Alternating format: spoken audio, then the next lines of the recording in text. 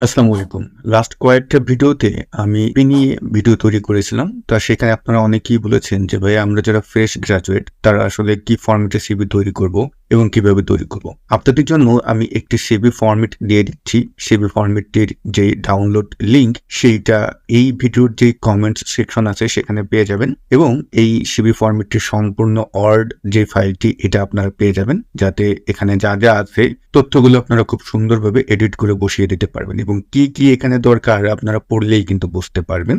এটা একটা ATS friendly CV যেগুলোর গ্রহণযোগ্যতা বর্তমানে কিন্তু খুবই বেশি। তো আপনারা এই সিভিটি ডাউনলোড করে এখানে যে তথ্যগুলো আছে সেগুলো আপনি বসিয়ে দিতে পারেন।